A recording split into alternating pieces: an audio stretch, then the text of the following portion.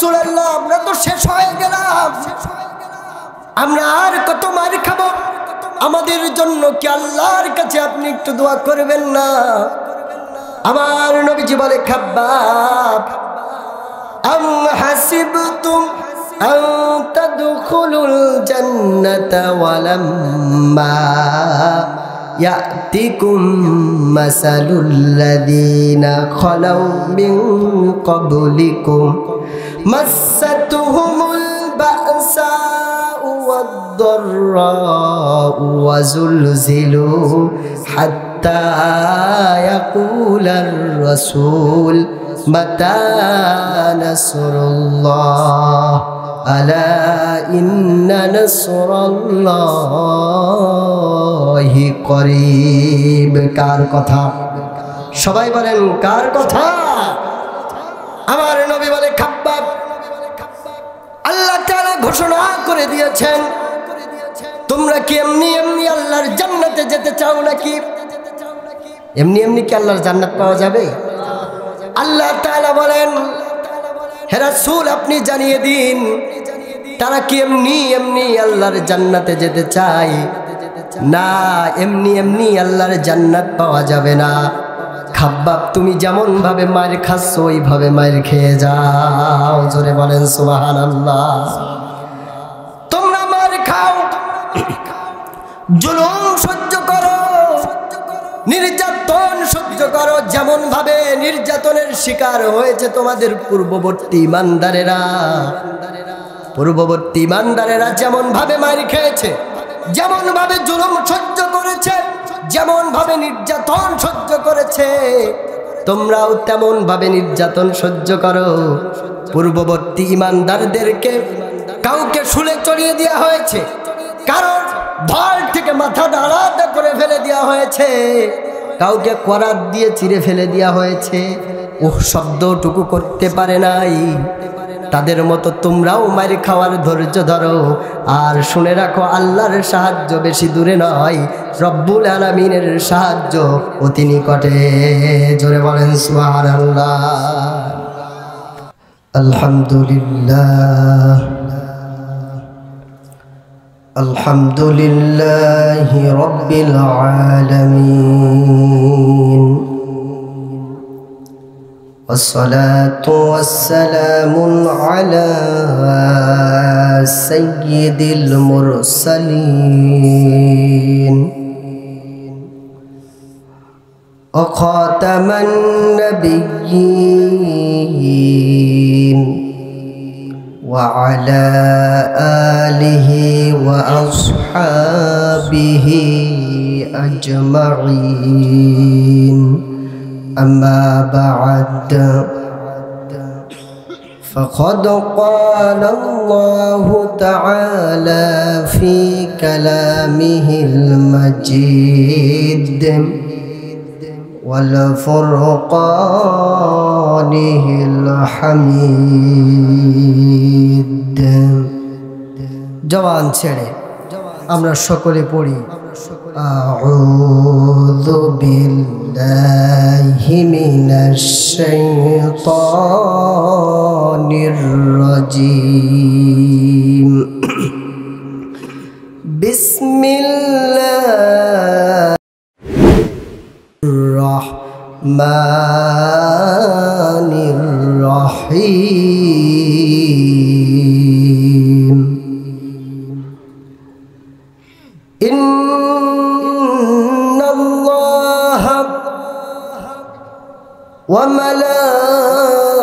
وملائكته يصلون على النبي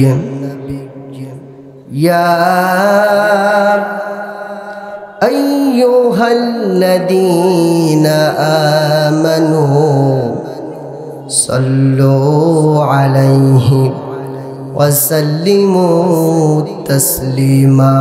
পড়েন আল্লাহুম্মা সাল্লি আলা মুহাম্মাদ ওয়া আলা আলি মুহাম্মাদ কামা সাল্লাইতা আলা ইব্রাহিম وعلى آل إبراهيم إنك حميد مجيد اللهم بارك على محمد وعلى آل محمد كما باركت على إبراهيم وعلى آل إبراهيم إنك حميد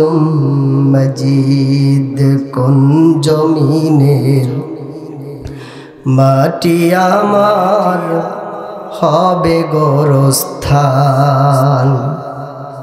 কোন জমিনের মাটি আমার হবে গোরস্থান কাদের চোখের জলে আমি পাব পরিত্রাণ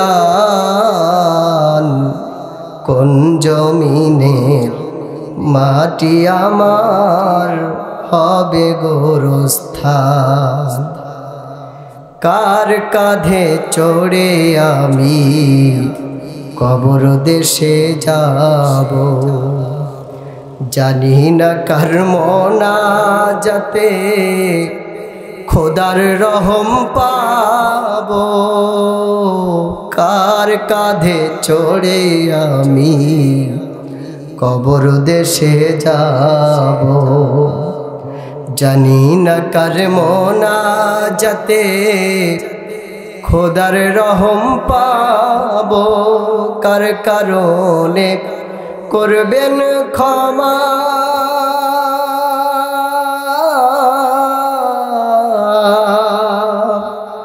কার কারণে করবেন ক্ষমা আল্লাহ মেহেরবান কোন জমিনের মাটি আমার হবে গোরস্থান একটু জিকির করেন লা ইলাহা লা ইলাহা সবাই একটু মহাব্বতে জোরে লা ইলাহা লা ইলাহা সুবহানাল্লাহ আলহামদুলিল্লাহ লা ইলাহা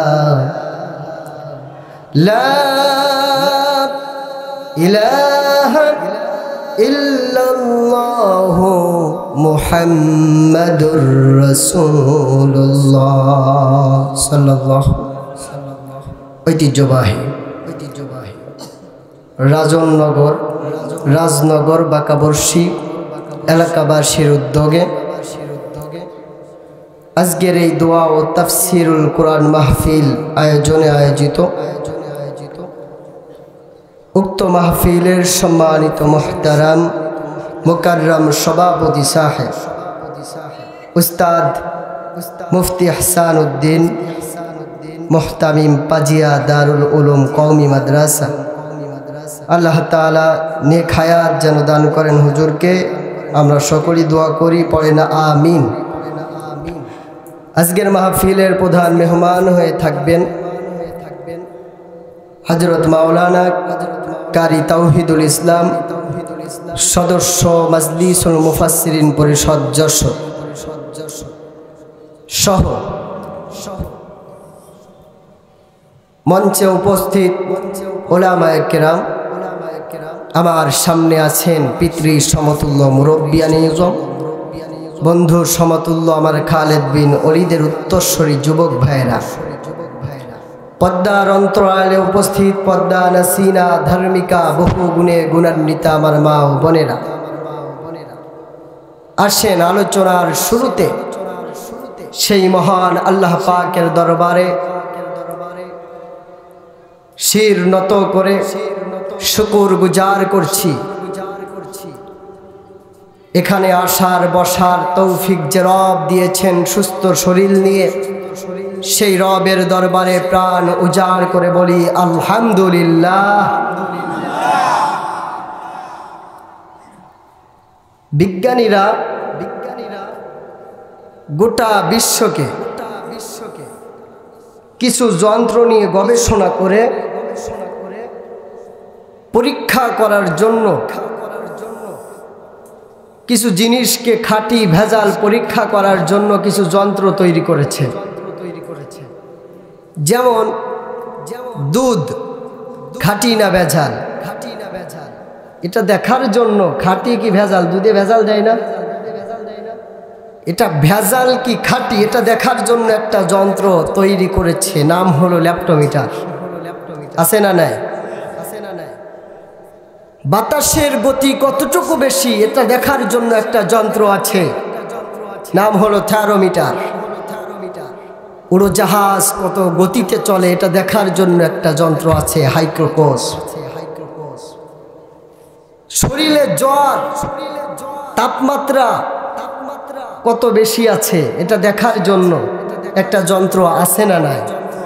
সবাই বলেন আছে না নাই? নাম কি? থার্মোমিটার। তা কম বেশি সব কিছু দেখার জন্য একটা যন্ত্র আছে।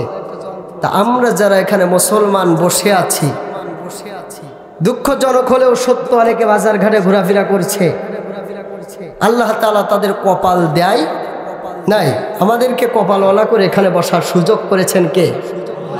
এখানে আমরা যারা বসেছি আমরা মুসলমান, খাঁটি মুসলমান কি ভেজাল মুসলমান এটা দেখার জন্য যন্ত্র আছে না নাই?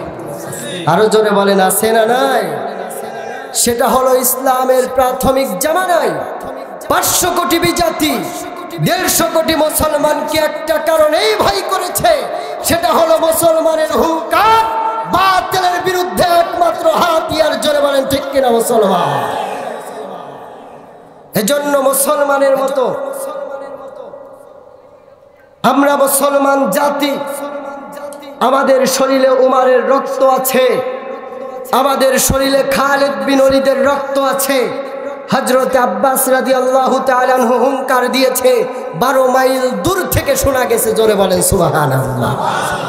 এজন্য একজন মুসলমানের মতো পার থেকে মাথা পর্যন্ত যতটুকু পরিমাণ শক্তি আছে সমস্ত শক্তিটুকু একসঙ্গে করে কণ্ঠের আগায় উদিত করে আকাশ বাতাস মুখরিত করে উঁচু করে কল্লা মুসলমানের মতো বলেন আলহামদুলিল্লাহ। দুরুদ সালাম দু জাহানের কাঙ্গারি, দু জাহানের ব্যারিস্টার, সরকারি প্রসিকিউটর, সফল রাষ্ট্র বিচক্ষণ যোদ্ধা, আঁখে আমদার তাজদারি মাদিনা, মাহবুবে কিবরিয়া, আমিনের নয়ন মনি, আব্দুল্লাহর নয়ন পুতুলি, আহম্মদে মুস্তফা, মুহাম্মদ মুস্তফা, জনাবে মুহাম্মদুর রাসূলুল্লাহ। সকলে পড়ি সাল্লাল্লাহু আলাইহি ওয়াসাল্লাম। মাগফিরাত কামনা করছি ওই সকল পীর মধ্যে মুজাহিদদের জন্য যারা আসমানের নিচে জমিনের উপরে তাজা রক্ত বিলিয়ে দিয়ে এই জমিনকে আবার উর্বর করেছে, ঠিক কিনা? যেখানে মাহফিলের বাধা হতো, মাহফিল হতে দেওয়া হতো না, এই জমিনে মাহফিল এখন বেশি না কম? যারা সংসদের থেকে বিসমিল্লাহ কাটতে চেয়েছিল, রাষ্ট্র ধর্ম থেকে ইসলাম বাতিল করতে চেয়েছিল, তারা বাতিল হয়ে গেছে। ইসলামের জায়গায় ইসলামকে আবার উর্বর করে দিয়েছেন কে? আরো জোরে বলেন কে? যাদের রক্তের বিনিময়, যাদের শাহাদাতের বিনিময়ে জমিন আবার উর্বর হয়েছে, আল্লাহ তাআলা যেন তাদের গোষ্ঠী সহ জান্নাত দান করেন, বলেন আমিন। সম্মানিত হাজির, আজকে যেহেতু আপনাদেরও কষ্ট হচ্ছে আমি বুঝতে পারতেছি, কুয়াশা এই শীতের মধ্যে আপনারা এসে বসেছেন কোরআন শোনার জন্য। আপনাদের প্রধান মেহমান আসবেন কিছুক্ষণের ভিতরে। আমি একেবারে সংক্ষিপ্ত সময়ে কোরআন থেকে, রাসূলের সুন্নাহ থেকে সংক্ষিপ্ত সময়ে যদি কিছু কথা আপনাদের সাথে বলি, আপনারা কি শুনতে রাজি আছেন? বলেন ইনশাআল্লাহ। কথা হবে কিসের থেকে? রাজি আছেন তো মুসলমান? তাহলে আমার সাথে একটু কথা বলেন, ঠিক আছে ইনশাআল্লাহ? কারণ আপনারা হলো ড্রাইভার, আমি হলো পরিবহন। ড্রাইভার যদি ঘুমায়, পরিবহন কি রাস্তা দিয়ে না খানা দিয়ে? রাজি আছেন তো? ইনশাআল্লাহ। সম্মানিত ভাইরা আমার, আজকে যে বিষয়ের উপরে কথা বলবো সে বিষয়টা একটু বলে নেওয়া অতি জরুরি। সে বিষয়টি হলো সমাজ পরিবর্তন করতে হবে। সবাই বলেন কি পরিবর্তন করতে হবে? কিছুটা জঞ্জাল পরিবর্তন হয়েছে, এটা নিয়ে আমরা আশা করতে পারছি না যে পুরোপুরি পরিবর্তন পারছি আশা করতে। সমাজ সুন্দর একটি সোনালী সমাজ আমরা দেখতে চাই, যে সমাজে চোর মালের হেফাজতকারী হবে। কি হবে? ডাকাত মালের হেফাজতকারী হবে, ধর্ষক নারীর ইজ্জতের হেফাজতকারী হবে। এমন একটি সুন্দর সোনালী সমাজ আমরা কি চাই? সবাই বলেন আমরা কি চাই? সমাজ কি কি কাজ করলে, কোন কোন কাজ আমাদের করলে পরিবর্তন করা সম্ভব, সেই বিষয়ে যদি একটু সময় আলোচনা করতে চাই। আপনারা আছেন তো ইনশাআল্লাহ? আল্লাহ তাআলা কবুল করুক, বলেন আমিন। তার আগে আমরা একটু আলোচনা করি, নবীজি সাল্লাল্লাহু আলাইহি ওয়াসাল্লাম দুনিয়ায় এসেছিলেন, আবার চলে গেছেন। রাসূলের জিন্দেগি ভর কাজ করেছে যেন এই সমাজটা পরিবর্তন হয়, ঠিক না? এর বাইরে কি কোনো কাজ ছিল?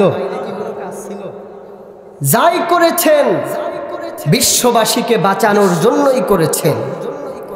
বিশ্ববাসীকে অপসংস্কৃতি থেকে সুস্থ সংস্কৃতির দিকে আনার জন্যই নবীজি আমার কাজ করেছেন, ঠিক কিনা বলেন? নবীজি দাওয়াত দিলেন, এক কথাই বলি, 1 থেকে 40 বছর। কত বছর? 40 বছর দাওয়াত দিলেন, সমাজ পরিবর্তন হয় না। আবু জেহেলের গোষ্ঠীরা আবু জেহেলি থেকে গেছে, ঠিক কিনা বলেন? চোর চোরি থেকে গেছে, ডাকাত ডাকাতি থেকে গেছে, ধর্ষক ধর্ষকি থেকে গেছে, পরিবর্তন হয় নাই। 40 বছরের পর থেকে পরের 23 বছর দাওয়াতি কাজ করলেন, চোর মালের হেফাজতকারী হয়ে গেলেন। সুবহানাল্লাহ বলবেন না? ডাকাত মালের হেফাজতকারী হয়ে গেলেন, ধর্ষক নারীর ইজ্জতের হেফাজতকারী হয়ে গেলেন। অল্প সময়ের ভিতরে এরকম একটা সুন্দর সোনালী সমাজ গঠন হয়ে গেল। নবীজি ওই 23 বছরে কি দিয়ে দাওয়াত দিয়েছিল আপনারা একটু বলেন তো?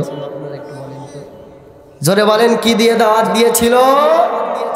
40 বছর কোরআন দিয়ে দাওয়াত দেয় নাই, সমাজ পরিবর্তন। 40 বছরের পরের 23 বছর কোরআন দিয়ে দাওয়াত দিলেন, সমাজ সুন্দর একটা সোনালী সমাজ হয়ে গেল। জোরে বলেন না সুবহানাল্লাহ। প্রিয় ভাইয়েরা আমার,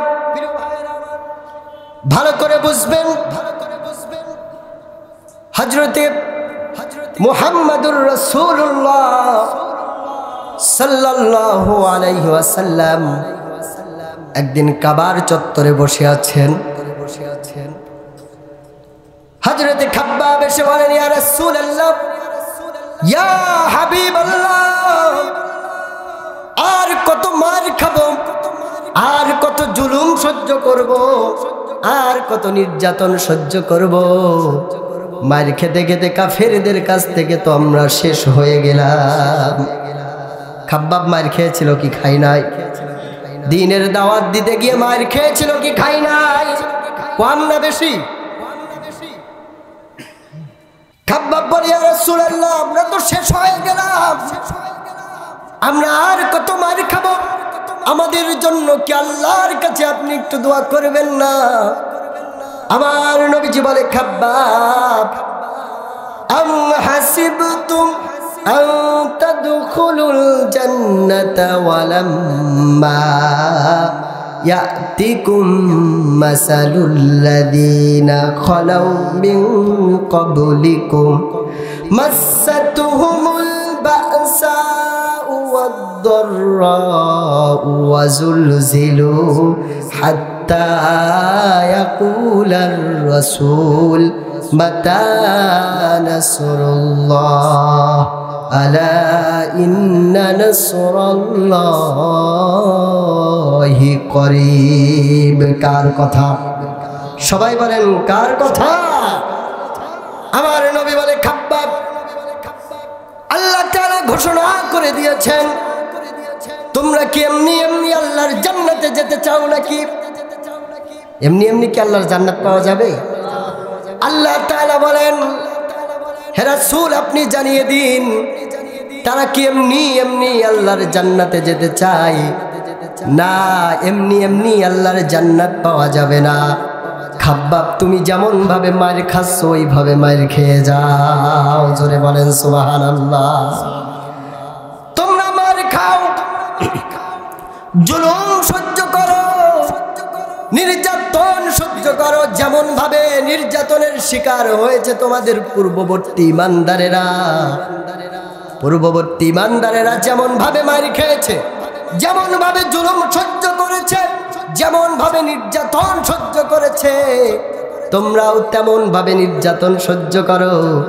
পূর্ববর্তী ইমানদারদেরকে কাউকে শুলে চড়িয়ে দেওয়া হয়েছে, কারণ ঢাল থেকে মাথাটা আলাদা করে ফেলে দেওয়া হয়েছে, কাউকে করাত দিয়ে চিরে ফেলে দেওয়া হয়েছে, ওহ শব্দটুকু করতে পারে নাই। তাদের মতো তোমরাও মার খাওয়ার ধৈর্য ধরো। আর শুনে রাখো, আল্লাহর সাহায্য বেশি দূরে নয়, রব্বুল আলামিনের সাহায্য অতি নিকটে। জোরে বলেন সুবহানাল্লাহ। ও খাব্বাব, আল্লাহর নবী বলেন, খাব্বাব ধৈর্য ধরো, অপেক্ষা করো। আল্লাহর কোরআন দিয়ে এমন একটা সুন্দর সোনালী সমাজ গঠন হয়ে যাবে, যেখানে ইয়েমেনের রাজধানী সানা থেকে সৌদি আরবের হাজারা মাউত পর্যন্ত এই হাজার হাজার মাইলের রাস্তা একজন রমণী হেঁটে যাবে, তার গতিরোধ করার সাহস কেউ করবে না। জোরে বলেন সুবহানাল্লাহ। কোনো একদিন এদেশের আকাশে কালেমার পতাকা দুলবে, সেদিন সবাই খোদাই বিধান পে দুঃখ বেদনা ভুলবে। জোরে বলেন ঠিক কিনা? সেদিন আর রবে না হাহাকার, অন্যায় জুলুম অবিচার, থাকবে না অনাচার, দুর্নীতি কদাচার, সকলেই শান্তিতে থাকবে। সেদিন সবাই খোদাই বিধান পে দুঃখ বেদনা ভুলবে। চলবে? একাকিনী রমণী নির্জন পথে যাবে, কোনজন কটু কথা কবে না। এ কথা কে বলছে? রাসূল বলছে।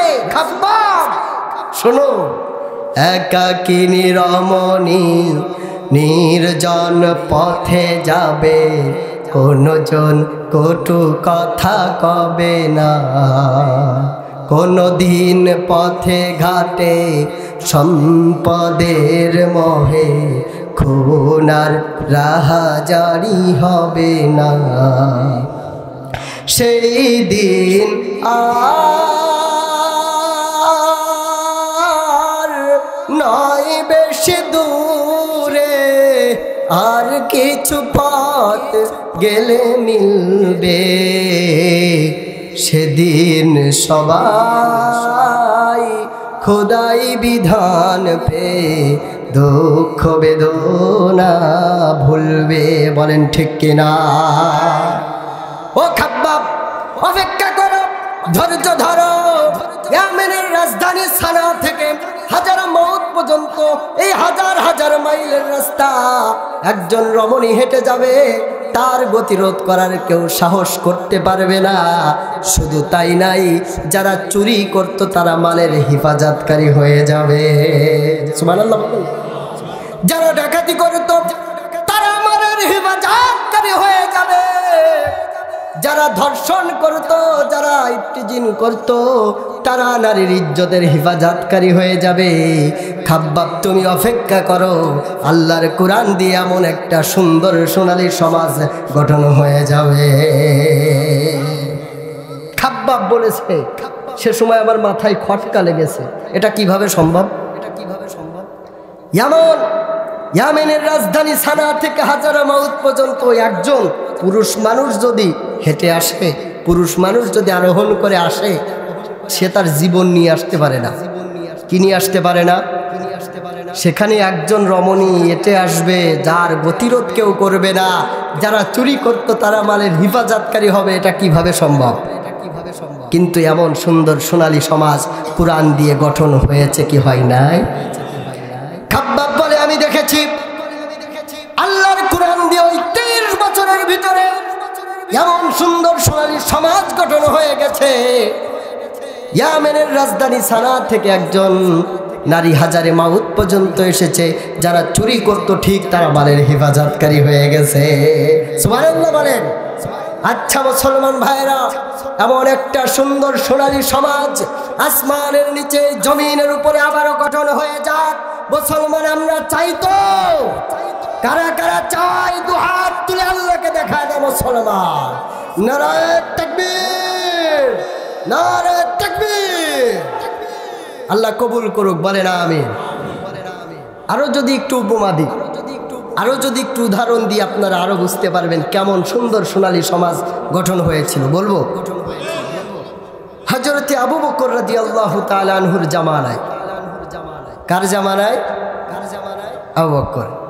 একটা পোস্টার মারা গাছের উপরে, যে পোস্টার, এই যে মাহফিলের পোস্টারগুলো মালা থাকে না, এমন একটা পোস্টার মারা, যে পোস্টারে লেখা অমুক বাড়িতে অসুস্থ একটা বৃদ্ধ মা, তার দেখাশুনো করার মতো কেউ নাই। যদি কেউ ইমানের দাবিতে সাওয়াবের জন্য স্বইচ্ছায় কেউ বুড়িমার বাড়িতে কাজ করতে যায়, সে করতে পারে। হযরত উমর ফারুক এটা দেখলেন, পোস্টারের ঠিকানাটা নিলেন, পকেটের ভিতরে রাখলেন। সকালবেলা চলে গেছে পরের দিন, যে বুড়িমা তোমার বাড়িতে কি কাজ করা লাগবে, আমি উমর এসেছি, সব কাজ করে দেবো। সুবহানাল্লাহ। এরকম পোস্টার কি আমাদের সমাজে পাওয়া যায়? আর পাওয়া গেলেও কি কাজ হবে? বুড়িমা ডাক দিয়ে বলছে, উমর তুমি আসতে দেরি করে ফেলেছো, তোমার আগে একজন এসেছিল, সব কাজকর্ম করে রেখে গেছে, তোমার আর কোনো কাজ নেই, বাড়িতে ফিরে যাও।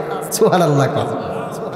উমর ফারুক চিন্তা করলেন, মনে হয় দেরি হয়ে গেছে, আগামী দিন আরো আগে যাব। ফজর পড়ে তাড়াতাড়ি চলে গেছে বুড়িমার বাড়িতে, যে বলছে, বুড়িমা কি কাজ করা লাগবে উমরকে বলো, উমর ফারুক এসে গেছি। সুবহানাল্লাহ।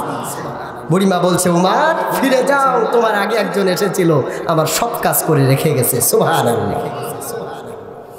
উমর ফারুক ফজরের আগে আসলেন, এসে বলছে, বুড়িমা আজকে অন্ততপক্ষে বলো কি কাজ করা লাগবে। বলে, উমর তোমার আগে একজন এসে সব কাজ করে গেছে, বাড়ি চলে যাও। সুবহানাল্লাহ বলবেন না? হযরত উমর ফারুক বলেন, কাজ আমি করব না, কিন্তু খিদা আমার আগে এসে কাজ করে যায়, এইটা আগে দেখবো।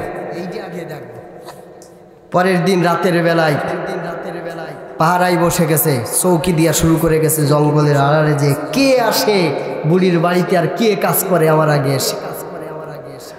গভীর রজনী রাতে যখন তাকিয়ে আছে চাতক পাখির মতো, হযরত উমর ফারুক দেখেন তাহাজ্জুদের সময় কে যেন পায়ের জুতাটা হাতে নিয়েছে আর কালো চাদরটা মুড়ি দিয়েছে, বুড়িমার বাড়ির দিকে টিপ টিপ করে করে যাচ্ছে।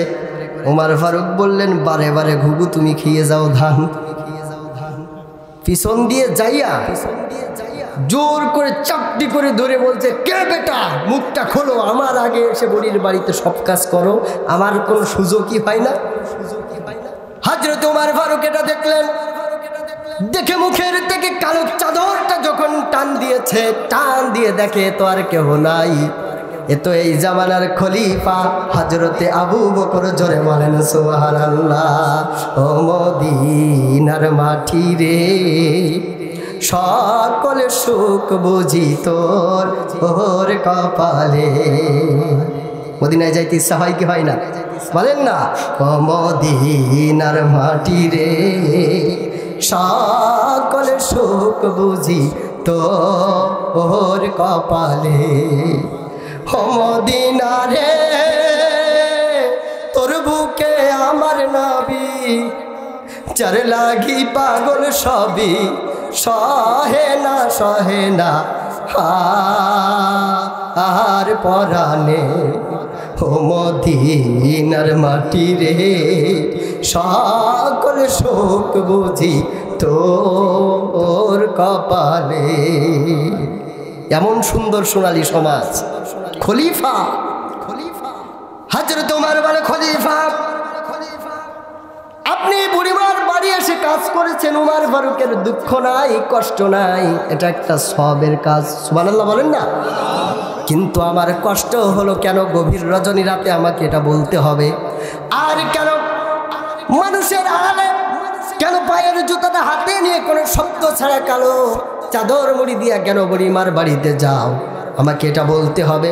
হযরতে আবু বকর বলে, ভাই আমার, আমি শুধু একটা মাত্র এই কারণে বুড়িমার বাড়িতেই গভীর রজনী রাতে তার বাড়ির কাজ করতে, তাকে খেদমত করতে যাই, সেটা আমার উদ্দেশ্য হলো মহান রবের সন্তুষ্টি অর্জন। সেটাই এমন সন্তুষ্টি, যদি প্রকাশ্যে আমি বুড়িমার বাড়িতে মানুষের সামনে কাজ করতে যাই, এই জামানার আমার প্রজারা, আমার এই সকল মানুষেরা, আমার রাষ্ট্রের এই সকল মানুষেরা, হযরতে আবু বকর কত ভালো যে খলিফা সত্য সাধারণ বুড়ির বাড়িতে কাজ করে, মানুষ এটা বলবে আর বাহা দিবে, মানুষ আমার প্রশংসা করবে। এই প্রশংসা শুনে যদি আমার ভিতরে বিন্দু পরিমাণ অহংকার চলে আসে, আমি তো শেষ হয়ে যাব। সুবহানাল্লাহ। এই জন্য গভীর রজনী রাতে যাই, বুড়ির বাড়িতে কাজ করি, মহান আল্লাহ ছাড়া কেউ দেখবে না। জোরে বলেন সুবহানাল্লাহ। কেমন সুন্দর সোনালী সমাজ, চিন্তা করে দেখেছেন? সেই নেতা আর আমাদের নেতার সাথে যদি আমরা একটু সম্পর্ক করি, যদি একটু সামঞ্জস্য করার চেষ্টা করি, তাহলে কেমন হবে দেখেন। কয়রা অঞ্চলে গিয়েছিলাম মাহফিলে গত বছর, বলল হুজুর ওদের তো নদী আছে, ভেড়ি বাঁধার সময় কিছু কিছু নেতা আসে, যারা প্রাইভেটে আসবে, এসে জামা কাপড় ভালোটা খুলে রেখে ওখানে যাই একটু কাদামাটি গায়ে লাগাইয়ে মিডিয়ার সামনে বলবে, দেখেন জনগণের সামনে আমি জনগণের কত উন্নয়নমূলক কাজ করতেছি। ভিডিও শেষ, পোশাকটা পাল্টাই আবার প্রাইভেটে উঠে চলে যান। বলেন এরকম নেতা আছে না নাই? আমাদের সমাজটা এমন, কেউ যদি 10 টাকা দান করে, ও 15 টাকা সেলফি না তুললে ওর পেটের ভাত হজম হয় না। আছে না নাই? বাংলার দেশের নজির হলো 1 কলা 5 নেতা ঠিকই দান করতেছে, তাই আবার ভিডিও করিয়ে সেইটা মিডিয়ায় দিচ্ছে।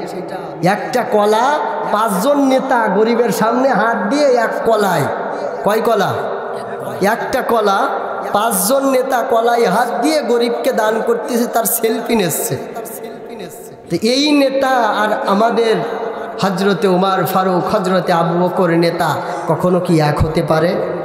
জোরে বলেন, এক হতে পারে? এক হবে ঠিক সেই সময় আল্লাহর নবীজি যেমন সুন্দর সোনালী সমাজ গঠন করেছিলেন, ওই রকম সুন্দর সোনালী সমাজ গঠন করলে আবারও এক হয়ে যাবে। জোরে বলেন ঠিক কিনা মুসলমান? আমরা চাই কি চাই না এরকম একটা সুন্দর সোনালী সমাজ গঠন হয়ে যাক? আপনারা কি চান? আরো জোরে বলেন, আপনারা কি চান? কোন কোন কাজ করলে আর কোন কাজ বর্জন করলে এরকম একটা সুন্দর সোনালী সমাজ গঠন হয়ে যাবে, সেই বিষয়ে আমার মূল আলোচনা। মহিলা প্যান্ডেলে অনেক মা বোনেরাও এসেছে, আপনাদের থেকে যা শুনলাম অনেক বেশি। বেশি না কম? সবাই বলেন বেশি না কম? প্যান্ডেলও বড়, অনেক বেশি। কমিটি থেকে বলা হয়েছে, হুজুর মা বোনদের সম্পর্কে কিছু কথা বললেন, প্রধান মেহমান এ বিষয়ে আলোচনা করবেন, কিন্তু এতটুকু না বললেও নয়, মহিলারা আজকে সব জায়গায় বেশি বেশি, ঠিক না বে ঠিক? আগের দিন রাত 12টার সময় মাহফিল থেকে যাচ্ছি, এক জায়গায় কনসার্ট হচ্ছে ওই পাশে। কনসার্টে দেখলাম বুরকা পরে, মানে হালালভাবে গেছে কনসার্ট দেখার জন্য। রাত 12টার সময় মহিলারা ঝাঁকে ঝাঁকে, মাহফিলেও এরকম ঝাঁকে ঝাঁকে, ঠিক কিনা বলে? প্রিয় ভাইয়েরা আমার, মা বোনদের সম্পর্কে কিছু কথা এই মুহূর্তে বলা অতি জরুরি। তার কারণ এরকম একটা সুন্দর সোনালী সমাজ গঠন করার জন্য মা বোনদের ভূমিকা সেই সময় ছিল কি ছিল না? আমার কথা কি আপনারা বুঝতে পারছেন তো? মা বোনদের ভূমিকা বেশি ছিল না কম ছিল? বেশি ছিল, বেশি ছিল। ইসলাম সর্বপ্রথম কবুল করেছে হযরতে খাদিজাতুল কুবরা। নারী ছিল না পুরুষ ছিল? জোরে বলেন, নারী না পুরুষ? ইসলামের জন্য সুন্দর সোনালী সমাজ প্রতিষ্ঠিত করার জন্য তাজা রক্ত বিলিয়ে দিয়ে শাহাদাতের সুদা পান করেছে হযরতে সুমাইয়া। নারী না পুরুষ? সর্বপ্রথম জান্নাতের ফল খেয়েছে হযরতে মরিয়ম। নারী না পুরুষ? ইসলামের জন্য, দ্বীনের জন্য সবথেকে বেশি হাদিস মুখস্থ করে বড় আলেমা হয়েছিলেন হযরতে আয়েশা সিদ্দিকা। নারী না পুরুষ? তাহলে ইসলামকে দুনিয়ার বুকে প্রতিষ্ঠিত করার জন্য, সুন্দর সোনালী সমাজ গঠন করার জন্য নারীদের ভূমিকা বেশি ছিল না কম ছিল? সবাই বলেন, বেশি না কম? আজ ইসলাম ধ্বংস করার জন্য, বিদায় করার জন্য নারীদের ভূমিকা বেশি না কম? 2019 সালে এক পোশাক বের করলো, যেটার নাম হলো সুস। কি নাম? মাও পরে সুস, মেয়েও সুস, দাদিও সুস। পড়তে পারে একা একা, খোলার জন্য আবার আর একজন লাগে। এরকম একটা ফেতনা দেখা গিয়েছিল, কে যায় না? এরপরে 21 সালে এসে সুস তালাক দিয়ে এমন এক পায়জামা বের করেছে ছেলেদের লুঙ্গির মতো বড় বড়। নাম কি? প্লাজো। আছে না নাই? 2 পিস, 3 পিস, 1 পিস, এখন আবার উলাঙ্গ পিচের আন্দোলন চলতেছে। শরীরে এক কাপড় ঝুলাইয়া মিডিয়ার সামনে এসে বলে আমাদের পোশাকের স্বাধীনতা দিতে হবে, আমরা যেভাবে খুশি সেইভাবে পোশাক পরবো, তোমাদের জলে কেন, তোমাদের লাগে কেন? তেতুল হুজুর ওই ঘুরে ফিরে হুজুরদের একটা মেরে দেবে। আছে না নাই? একটা কথা কানে খাড়া করে দিয়ে শুনবেন। জন্মের সময় যেমন ভাবে হে উলামায়ে কিরাম কানে আজান দিয়েছিল, ঠিক তেমন ভাবেই জানাজার জন্য এই হুজুরকে লাগবে। জোরে বলেন ঠিক কিনা মুসলমান? শুধু মোল্লার দৌড় মসজিদ পর্যন্ত না, এই মোল্লা ছাড়া মা বাবের বিয়ে পর্যন্ত হয় না।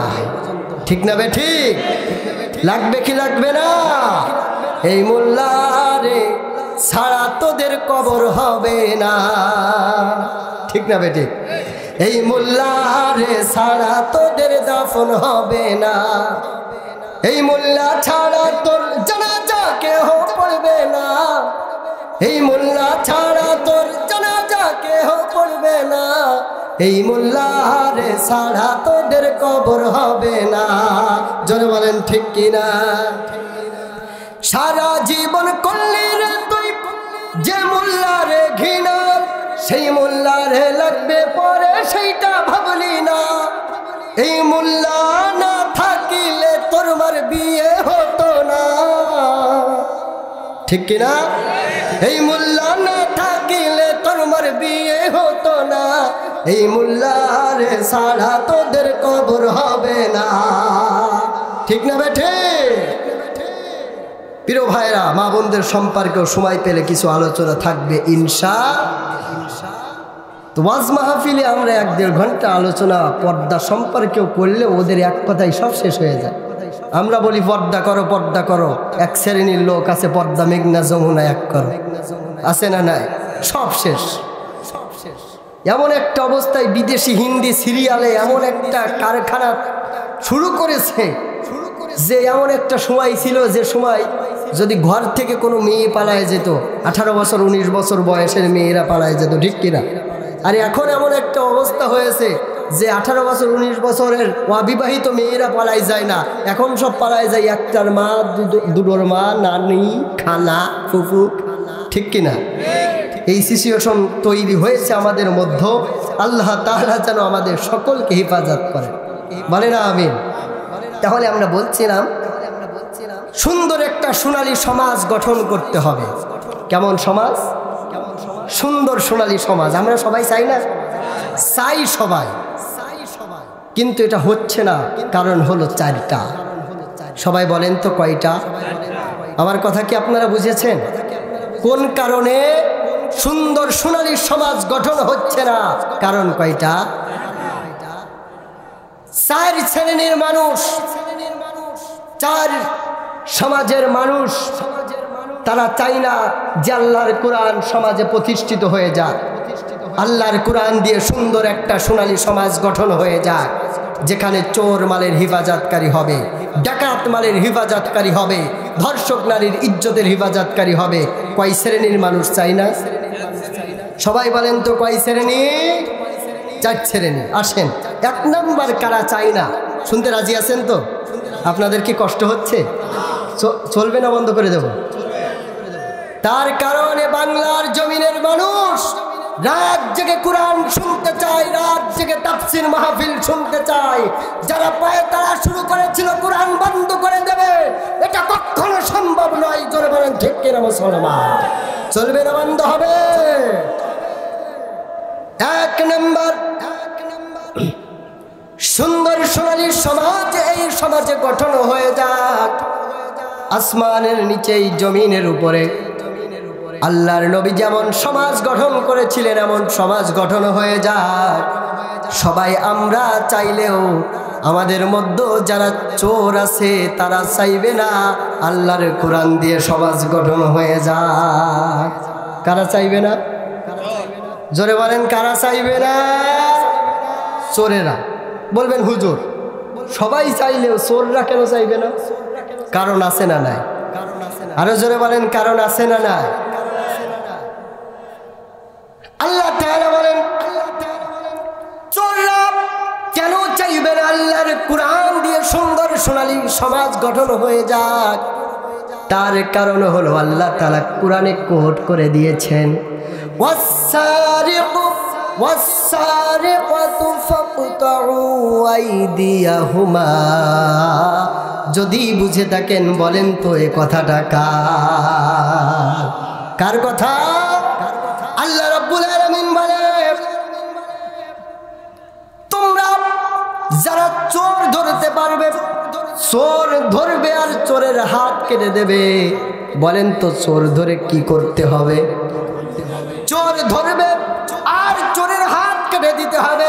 আচ্ছা বলেন চোর গ্রুপের যদি হাত কেটে দেওয়া হয়, এই চোরেরা কি চাইবে সুন্দর সোনালী সমাজ? চাইবে? আচ্ছা বলেন চোররা কি অন্ধকার পছন্দ করে না চাঁদনি রাত? সবাই বলেন অন্ধকার পছন্দ করে। চাঁদনি রাত পছন্দ করে? চাঁদনি রাত পছন্দ করে না। কিন্তু আল্লাহ তাআলা কি বলে? আল্লাহু ওয়ালিয়্যুল্লাযীনা আমানু ইখরিজুহুম মিনাজ-যুলুমাতি ইলান-নূর।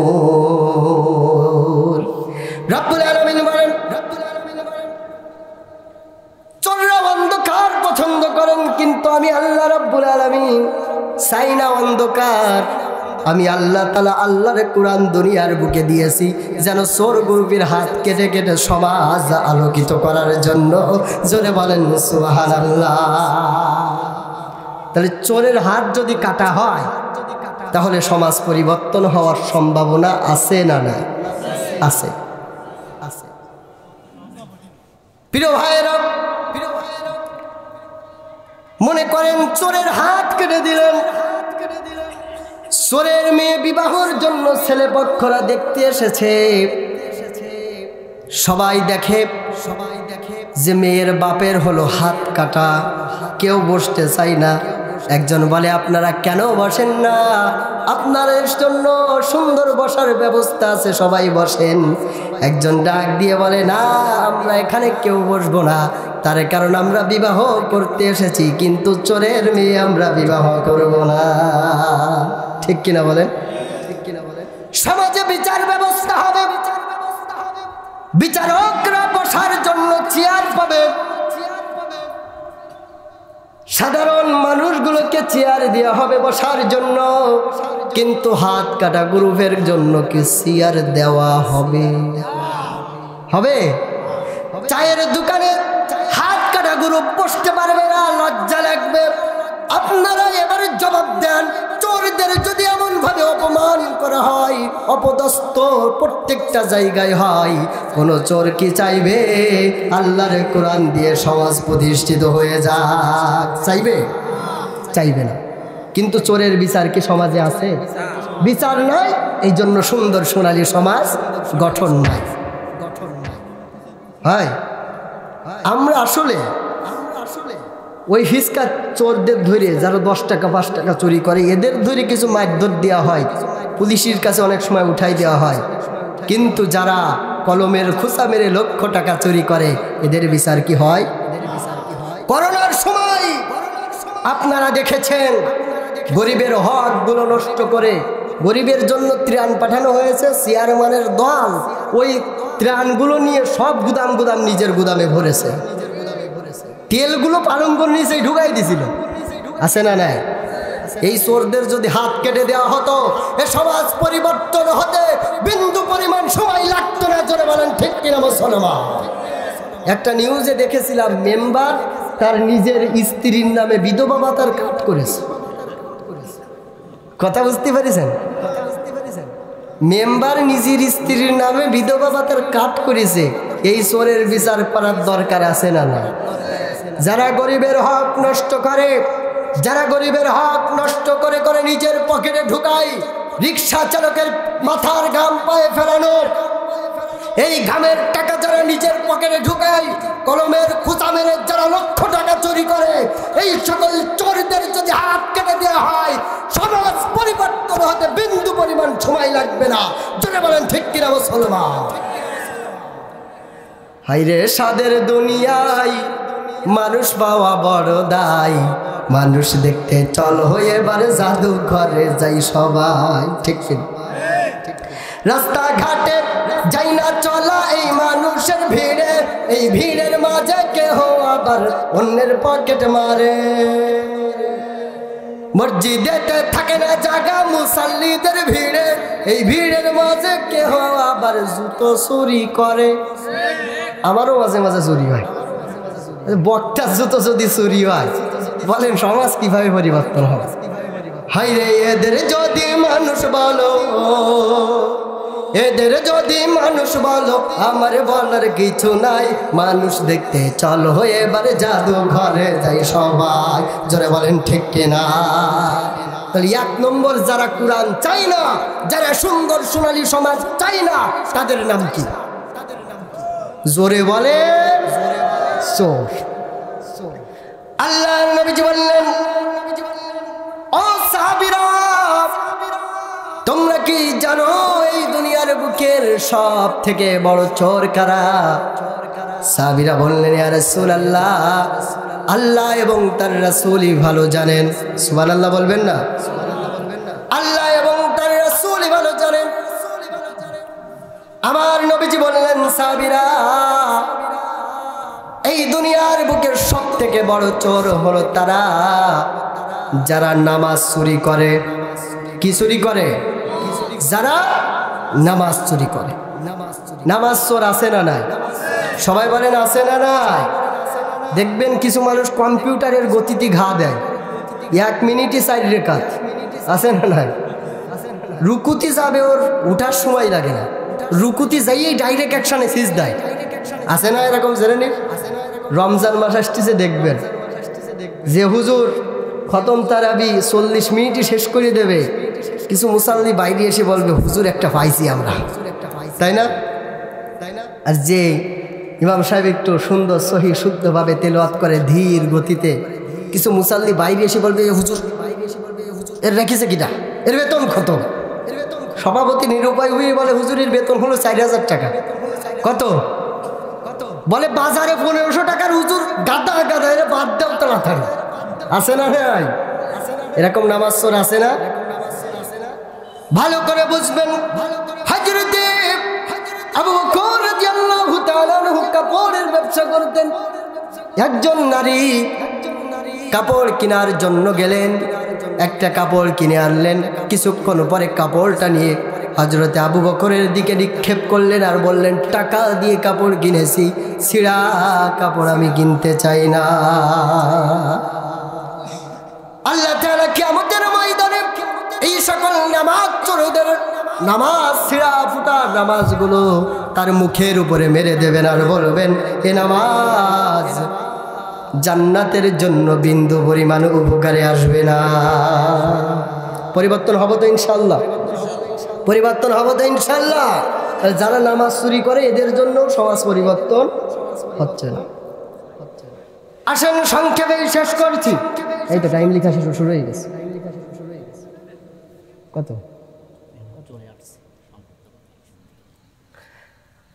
দুই নাম্বার হলো, সংক্ষেপে শেষ করে দেবো। আপনাদের কি কষ্ট হচ্ছে? আপনাদের মেহমান প্রধান আকর্ষণ আসছে, কথা হবে কোরআন থেকে ইনশাআল্লাহ।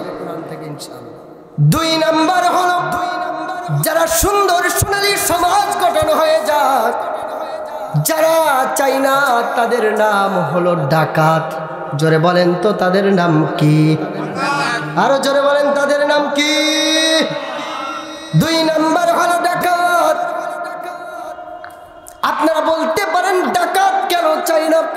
আল্লাহর কোরআন দিয়ে সুন্দর সোনালী সমাজ গঠন হয়ে যায়, একটা কারণেই তারা চাই না। আল্লাহ রাব্বুল আলামিন বলেন, ইন্নামা জাযাউল লাযীনা ইউহারিবুনাল্লাহা ওয়া রাসূলাহু ওয়া ইয়াসআউনা ফিল আরদি ফাসাদা। কথাটা কার? আল্লাহ তাআলা বলেন, যারা আল্লাহ নবীর সাথে যুদ্ধ করে, যারা এ সমাজে ফ্যাসাদ তৈরি করে, যারা অন্যের মাল অন্যায়ভাবে লুণ্ঠন করে, ওই যারা আবার কলমের খোসা মেরে লক্ষ লক্ষ টাকা চুরি করে, ডাকাতি করে, এই সকল ডাকাতদেরকে তোমরা ধরে আনবে আর অ্যাঙ্গেলে অ্যাঙ্গেলে হাত আর পা কেটে দেবে। কি করবে? হাত পা কাটবে। তারপরে তাদেরকে তোমরা শূলবিদ্ধ করবে, তারপরে হত্যা করবে, তারপরে দেশ থেকে বাহির করে দেবে। এত বড় বড় শাস্তি যদি ডাকাতদেরকে দেওয়া হয়, এই ডাকাত কি চাইবে যে আল্লাহর কোরআন দিয়ে সুন্দর সোনালী সমাজ চাইবে? আমাদের সমাজ এরকম ডাকাত আছে না? না, দুর্নীতির ওই আঁকড়াই বসে জাহির করে জ্ঞান, কলম দিয়ে কামাই টাকা, আবার ধরে সাধুর ভান। ওরা শিক্ষিত ডাকাত, ওরা শিক্ষিত ডাকাত আছে না? না, এরা হলো মদের লাগি মহামারীর মতন, ফাইলে কলম ঠেকায়া এরা করে নির্যাতন, ঘুষের টাকায় এদের বুড়ি করে যে টনটন। ওরা শিক্ষিত শয়তান, ওরা শিক্ষিত ডাকাত আছে না? নাই। এই ডাকাতদের থেকে আমাদের পরিবর্তন হতে হবে, এদেরকে শাস্তির আওতায় আনতে হবে, তাহলে এই সমাজ পরিবর্তন হয়ে যাবে ইনশাআল্লাহ। রাজি আছেন তো মুসলমান? আমি সংক্ষেপে আর একটা কথা না বলেই পারছি না। যে ডাকাতের কথা আমি বললাম, এই মুহূর্তে ডাকাত সবার পরিচিত আছে, কম বেশি আছে না? নাই। কিন্তু আর একটা ডাকাত আমরা দেখতে পাই কিন্তু অনুভব করতে পারি না। আমার চোখের সব থেকে বড় ডাকাত যাদেরকে দেখি এই সমাজে, ওদেরকেই তো বড় ডাকাত রূপে আমি দেখি, যারা তার মা বৃদ্ধ বাবার সাথে খারাপ ব্যবহার করে। এরকম কুলাঙ্গার সন্তানের থেকে বড় ডাকাত সমাজে আর একটাও হতে পারে না। আছে না? নাই। বৃদ্ধ মায়ের সাথে বৃদ্ধ বাবার সাথে খারাপ ব্যবহার করে, গলা ঝাঁকি দিয়ে ঘাড় ঝাঁকি দিয়ে কথা বলে, এরকম কুলাঙ্গার, এরকম ডাকাত আমাদের সমাজে কম আছে না বেশি আছে? এরা বড় ডাকাত। আল্লাহ রাব্বুল আলামিন বলেন ওয়াকাদা রাব্বুকা আল্লা তা'বুদু ইল্লা ইয়্যাহু ওয়া বিল ওয়ালিদাইনি ইহসানা। মা বাবার সাথে সদাচরণ ভালো ব্যবহার করার কথা বলেছেন কে? মা বাবার প্রতি ইহসান করার কথা বলেছেন কে? ঘাড় ঝাঁকি দিয়ে কথা বলা যাবে? উচ্চ স্বরে কথা বলা যাবে? মা বাবার সাথে ইহসান করতে হবে। রাজি আছেন মুসলমান? ওয়াসাইনাল ইনসানা বিওয়ালিদাইহি ইহসানা।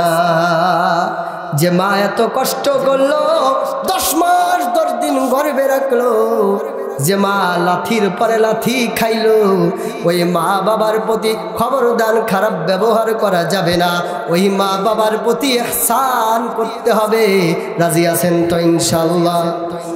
যাদের মা নাই, যাদের বাবা নাই, এই প্যান্ডেলে ওই সকল বৃদ্ধ বাবারা বুঝতে পারতেছে যে মা হারানো, বাবা হারানো যন্ত্রণা কত কঠিন হতে পারে। ঠিক কিনা বলেন? কত কঠিন যন্ত্রণা। প্রিয় ভাইয়েরা আমার, আজ সমাজে এমন একটা অবস্থা, বড় বিল্ডিং করেছে 5